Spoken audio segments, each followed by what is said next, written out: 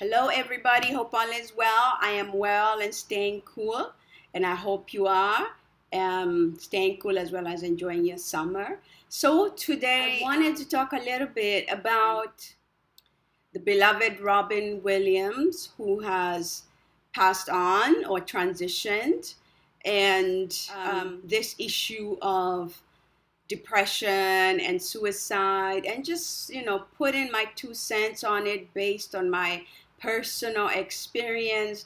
And what I wanted to talk today is about what I learned having personally attempted suicide several times, and obviously I'm still sitting here and talking about it. A bit of a background: as long as I have known, right up until I would say about a year ago, I have always had some level of depression, from just the blues to clinical depression, psychosis, in and out of hospitals and psych ward. I'm happy to say that I know that that part of my life is behind me. It's done. It's done for me. However, during those times, especially when it was dark, I felt that many people don't realize just what a horrible existence it is. Looking at, of course, the outpouring of love towards the soul of Robin Williams and his family,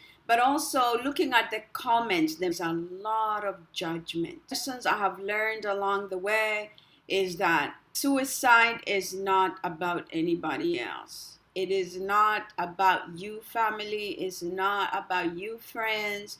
It's not about amazing careers and success. It is not about that. Those of us who have reached that level, you are just so sick and so tired.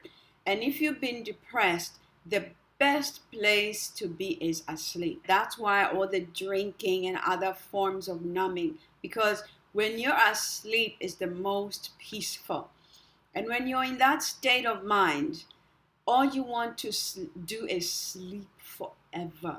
Just keep sleeping. And for those people who say, why don't you reach out for help? It's hard to explain to somebody who hasn't been there, because by the time you get there, you've tried all the help. You've tried the medicine, you've tried everything, and you are still so tired mentally and physically and emotionally and in every other kind of way that you just cannot, just reaching your hand out to somebody is impossible. It feels impossible. And I feel it is very unfair to be asking that question of people who are so depressed. For some reason, those who have succumbed to depression in any way, shape, or form seem to receive so much judgment, And I read the beautiful letter that his daughter Zelda wrote.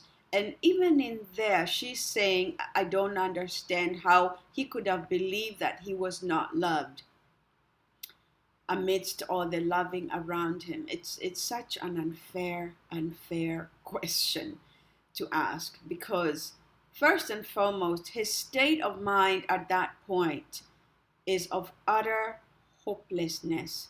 And it is not the external, it is the mind or the judgment. It just breaks my heart. It breaks my heart because I have been there, and I saw how judgmental the doctors were. The last time I was put in the hospital, one of the doctors was just so judgmental. And I remember just thinking to myself, I cannot come back here again. When you're depressed, the one dominating emotion is, I think, shame. There's a lot of shame around you. And so any kind of hostility, you take it personally, you feel you don't deserve, you feel unworthy, you just feel horrible. And to receive more judgment upon that is just cruel. It's so cruel.